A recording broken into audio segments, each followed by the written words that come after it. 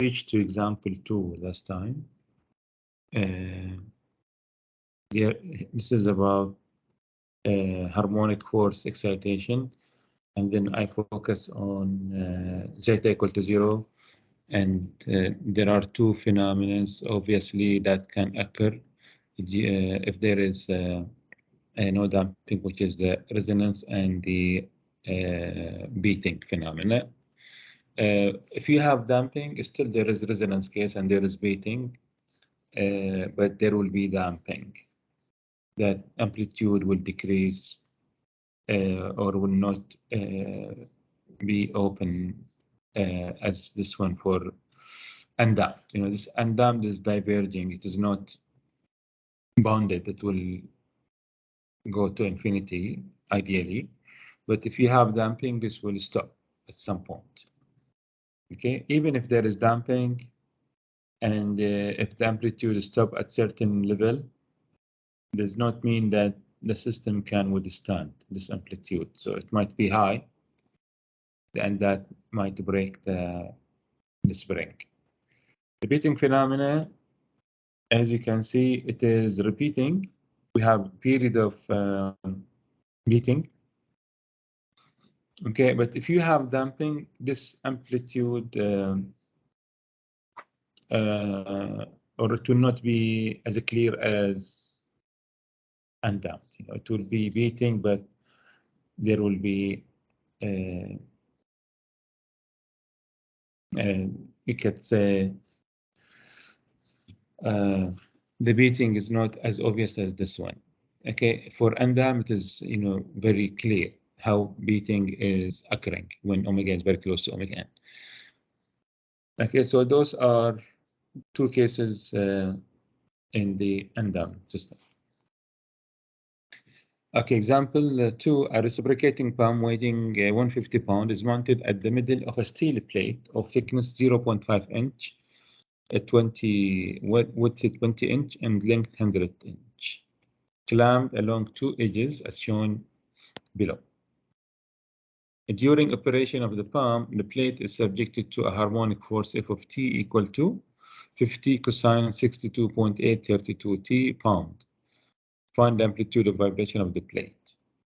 Okay, so the vibration amplitude here is the steady state amplitude. That is the question. If there are no initial conditions are provided, we know that the amplitude required here is for the steady state.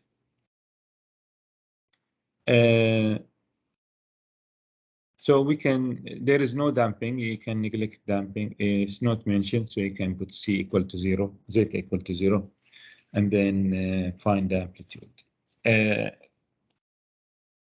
Okay, for clamped or fixed beam is 192 EI over L cube. I is the moment of inertia of the cross-sectional area. Here it is a rectangular area.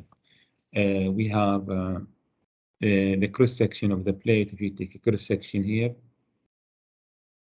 okay, it's going to be a rectangular shape with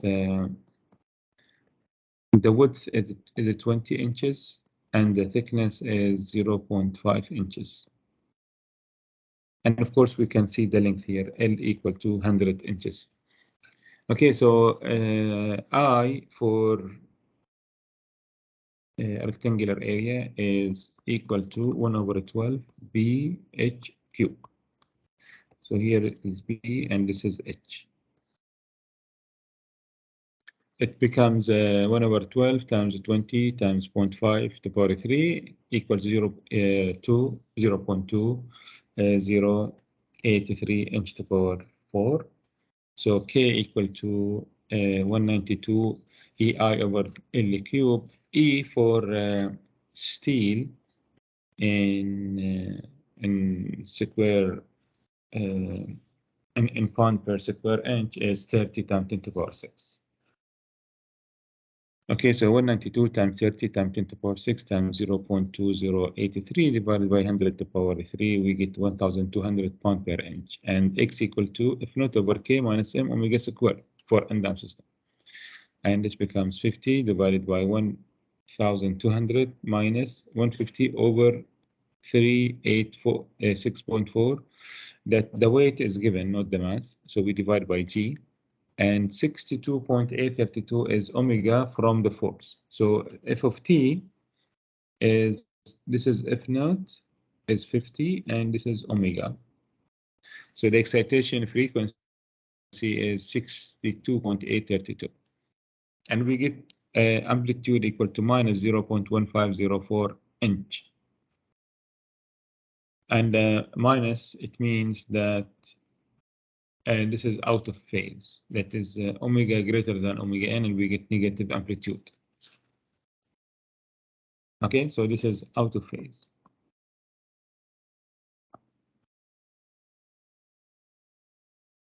Because we get the amplitude negative.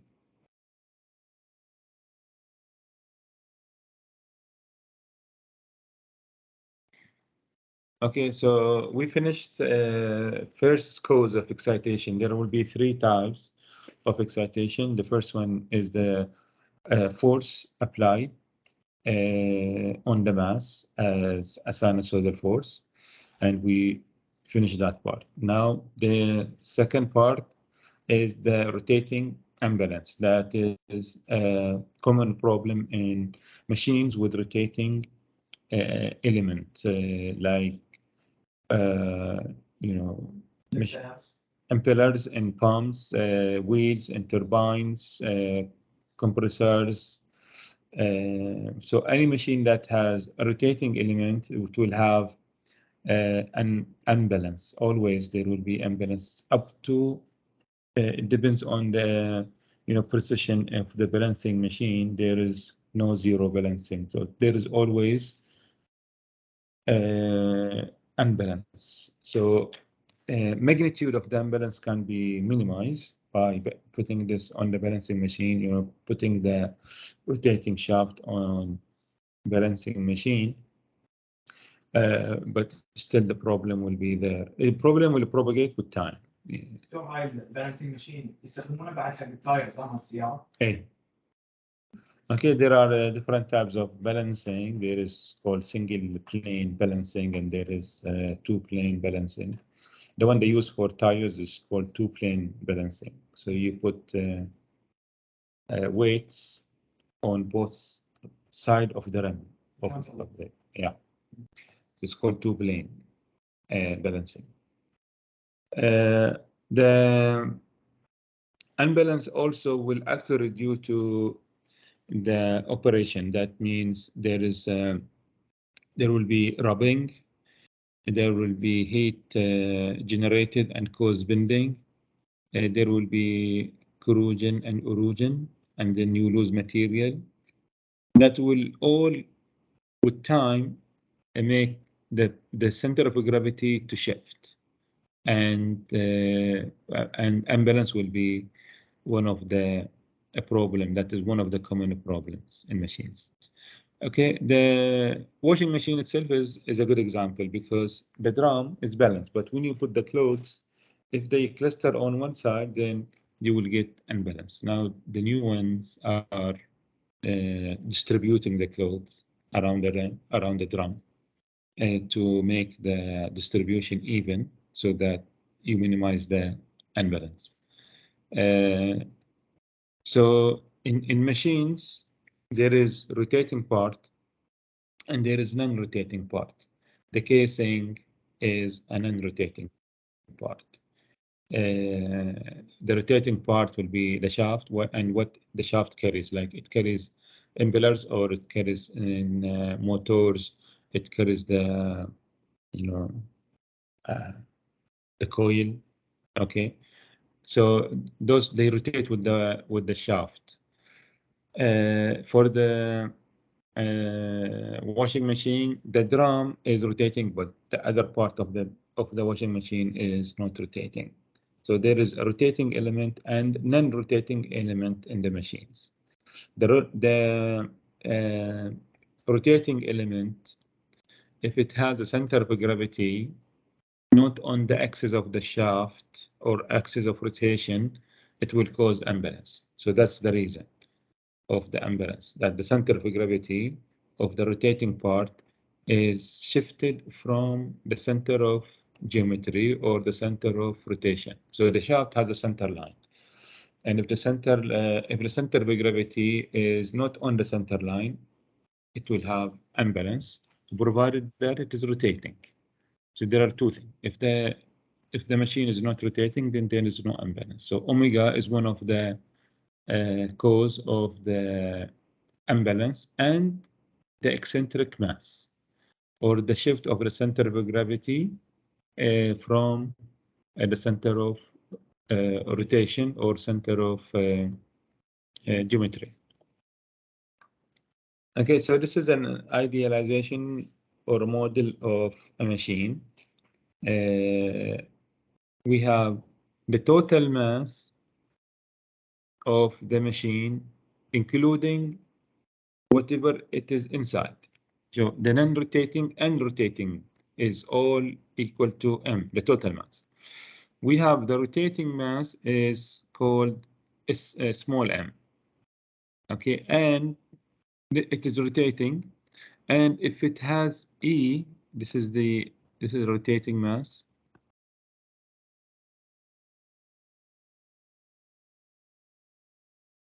It's rotating with angular speed omega, and it is also eccentric. It means not on the center. With a distance E, this is distance in meter.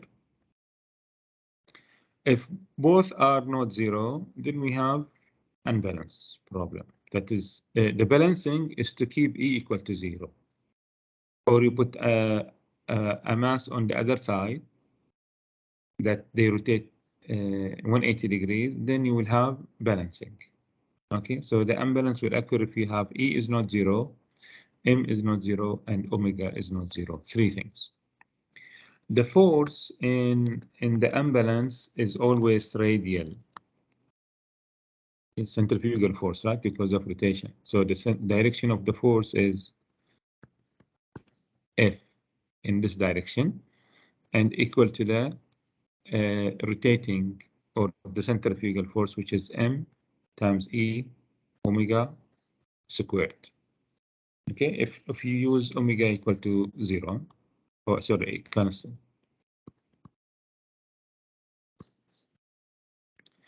X here is measured from equilibrium. This is the equilibrium position.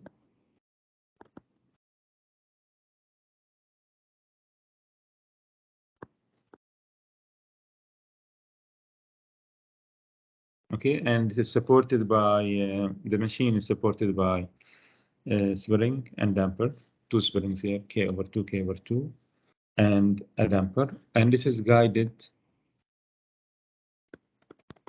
not to have horizontal motion, only vertical motion on both sides. So we are restrain the motion or constrain the motion to be in the vertical direction only. Otherwise, imbalance is a two-dimensional problem because of the force is always radial. It start or it's passing through the center of rotation and outward, and its magnitude is me omega squared.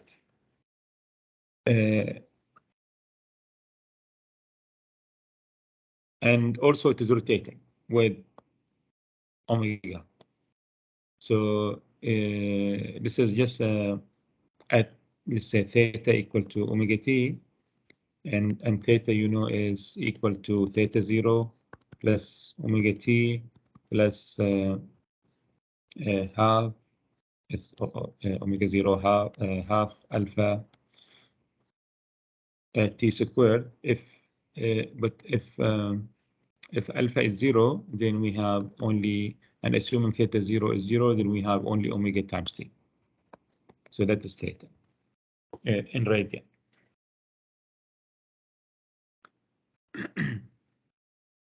Okay, so if you resolve the force, you will have the horizontal force is equal to F equal to, this is say horizontal, equal to M E omega square cosine theta.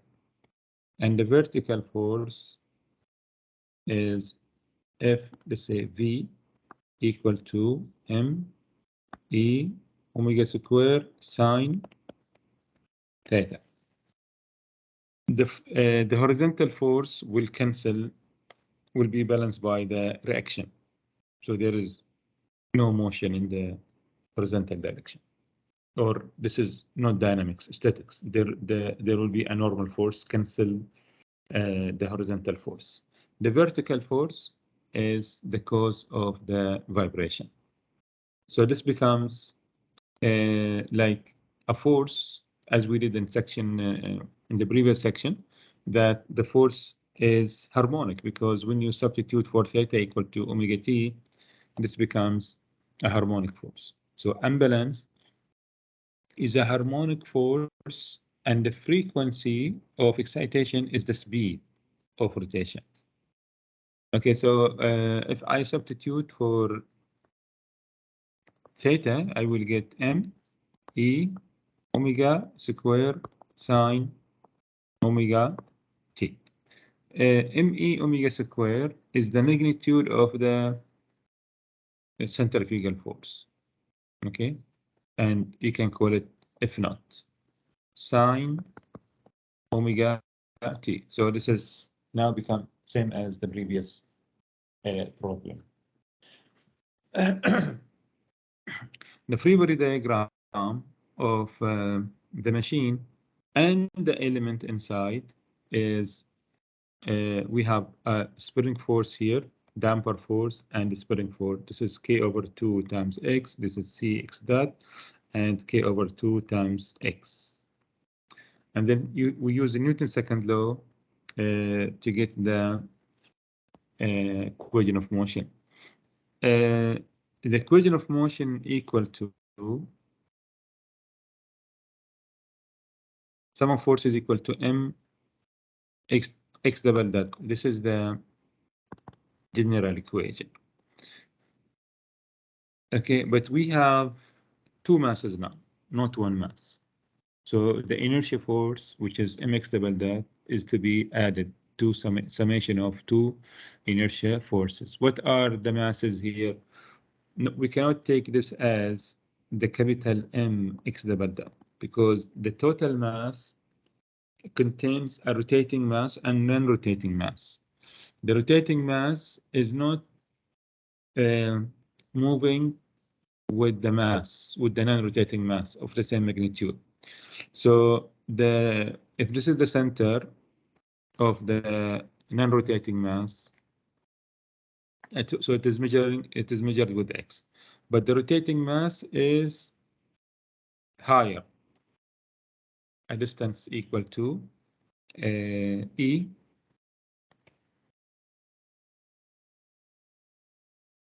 sine omega t. Okay, so it is E sine omega t. So this is why we have here X is the displacement of the non-rotating mass M minus M, measured from the static equilibrium. Okay, the non-rotating mass is M minus the total mass minus the rotating mass. So it is M minus M. The displacement of the rotating mass is X plus E sine omega t if you measure from the static equilibrium. Okay, so we go back to the figure. Measuring from the static equilibrium, we get the total distance for the rotating mass is here, which is X plus E sine omega t. And now you apply in Newton's second law, sum of forces equal to mx double dot. The forces are minus kx minus cx dot. And the inertia force is m minus small mx double dot for the non-rotating part, plus m times the acceleration of the rotating mass, which is second derivative with respect to time of x plus e sine omega t. Okay, so when you carry out the derivatives here 2 times, you will get so this will be as it is plus m x double dot minus e omega squared sine omega t equal to minus kx minus cx dot. Okay, so it is m minus small m x double dot plus this. So when you open the bracket, you will distribute m here inside. You will cancel this term and this term. Okay, and then you will get mx double dot. You can bring cx dot to this side, to the left hand side, and also kx to the left hand side, and then move minus me omega squared sine omega t to the other side. Okay, and this becomes the final equation: mx double dot plus cx dot plus kx equal to me omega squared sine omega t. So this is the equation of motion. The right hand side is not zero now. This is the forcing tail.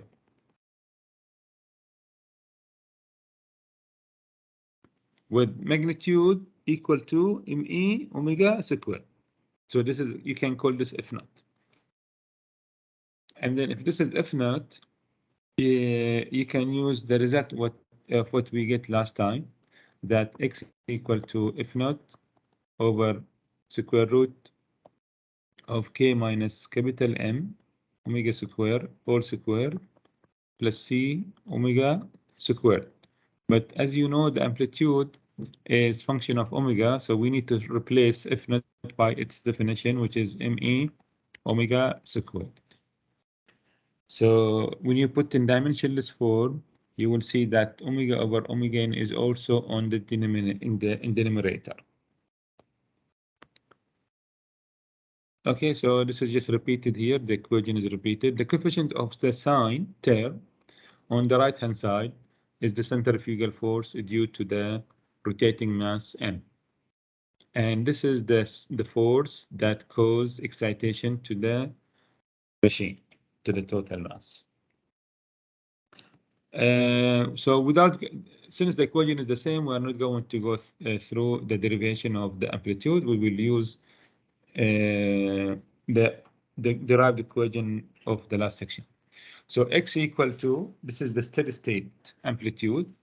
The the total solution is the same as what we did before, homogeneous solution plus particular solution. Here we will focus on the particular solution because that part is different than the solution of the force excitation of the previous section. Okay, so it is me omega square over square root of k minus m square omega square or square plus c omega square, and the phase is the same, tan phi equal to c omega over k minus m omega square. We can use non-dimensional form as we did before, that omega n is equal to square root of k over capital M, and that zeta equal to c over cc, and for this system it is c over 2 capital M omega n.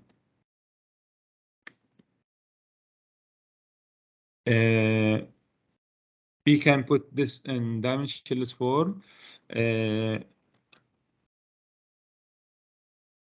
Of course, x will be directly proportional with me, and that will be obvious. So if the unbalance, this is sometimes referred to as unbalance. Okay, there is unbalanced mass if it is n. There is eccentricity if it is only e.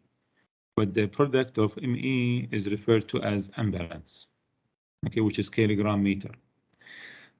So if this is increased, then x will also increase. So x is directly proportional with me. And the mx over me is unitless because kilogram divided by kilogram and meter divided by meter. On the right hand side, we see that we have the frequency ratio in the numerator is omega over omega n square divided by the square root of 1 minus omega over omega n square or square plus 2 zeta omega over omega n square. In the previous section, when there was a harmonic force excitation on the mass, we have in the numerator is 1. This is omega over omega n. which gives us that if omega is 0 or omega over omega is 0, then this amplitude will be 0. All curves will start from 0. In the lecture 1 or lecture.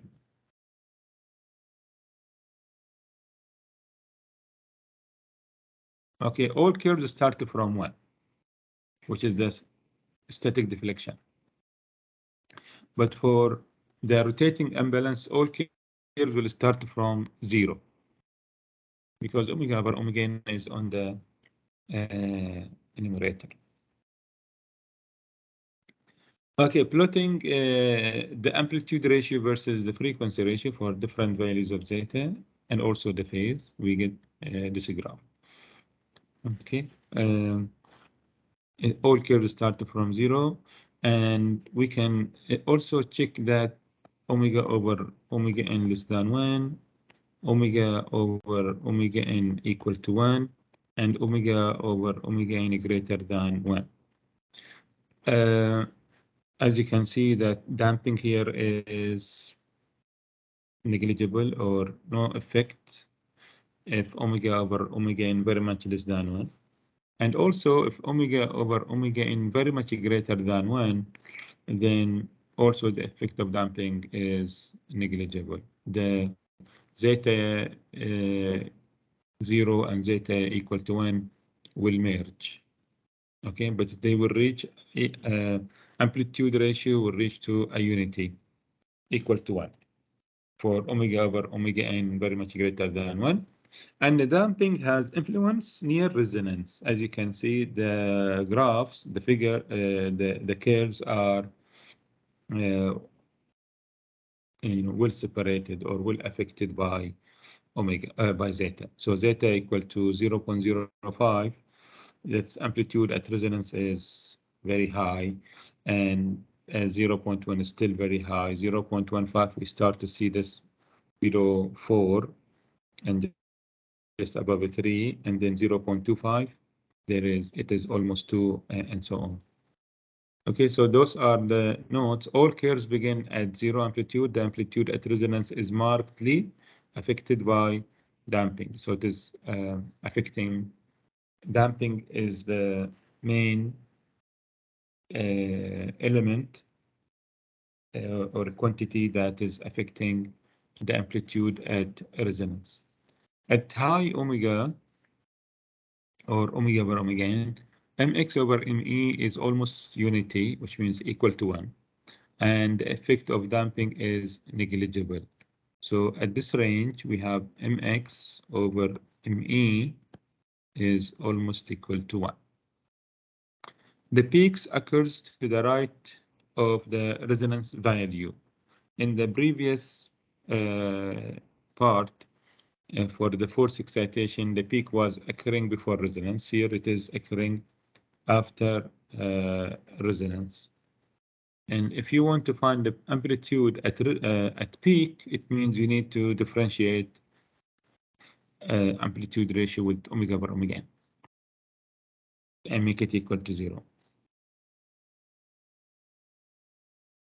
Okay, the complete solution is given by for zeta less than 1 is x1 e minus zeta omega n t sine square root of 1 minus zeta square omega n t plus phi 1 plus me omega square over square root of k minus m omega square or square plus c omega square sine omega t minus phi, which is the homogeneous part plus the particular part. And comparison we did of the homogeneous solution, particular solution in the previous part is also applicable here. The homogeneous will die out, which is called the transient. It will die out and become 0 after some times. And the particular solution is called the steady state. And that is the most important part in the vibration or the solution. I will take the example and then stop. Okay. A counter-rotating eccentric weight exciter is used to produce the force oscillation of a spring supported mass, as shown below. By varying the speed of rotation, a resonant amplitude of 0.6 centimeter was recorded. When the speed of rotation was increased considerably beyond the resonant frequency, the amplitude appeared to approach a fixed value of 0.08 centimeter. Determine the damping factor of the system. Here it is K over M, K over 2, not over N, K over 2 and C. The machine is supported by spring and damper, and on the top of the machine, exciter is added. Okay, exciter is, there are different types of exciters. This has a counter rotating or rotating element. Already it's based on the rotating imbalance. But there are two added here and called counter rotating because the centrifugal force is always radial. So if it is, if the spot, the heavy spot, you can see the heavy spot here on the two discs. Okay, this is the heavy spot, which causes the imbalance. This is the small m here. If they, the horizontal component will cancel each other, and then you have no vibration in the horizontal direction. So when you resolve those two forces on the horizontal axis, they will be opposing each other and of the same magnitude, so they will cancel each other. Guidance. A. So you don't need the guidance. And when resolved along the vertical direction, they will add up as one force in the same direction. So you cancel the vibration in the horizontal direction. You have only the vibration in the vertical direction. This is based on rotating imbalance. The reason you're putting an exciter is the machine dynamics is unknown. That the initial frequency is unknown. The damping ratio is unknown. So one way to find the characteristics is by putting an exciter. Okay, and the exciter has a speed controller. You can vary the speed of the rotating part, and then you are changing the frequency, and you will get the curve. Okay, the curve which is here. You will get one of those curves. Okay, this is the frequency response curve, which means the amplitude ratio versus the frequency ratio. We will get amplitude versus omega, which is same, except that we will have the units is meter versus radian per second.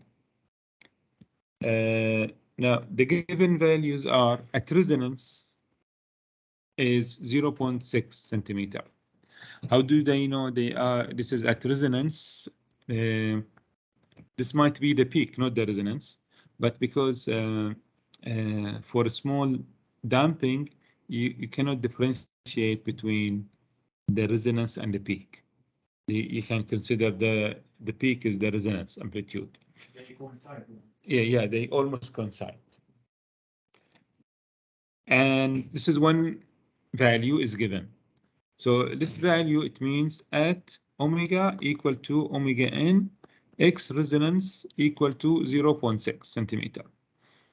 And we have one more value. The amplitude appeared to approach a fixed value of 0.8 centimeter when the frequency is very much beyond the resonant frequency. So when omega very much greater than omega n, X is fixed, equal to 0.08. When X is fixed, it means we are in this range.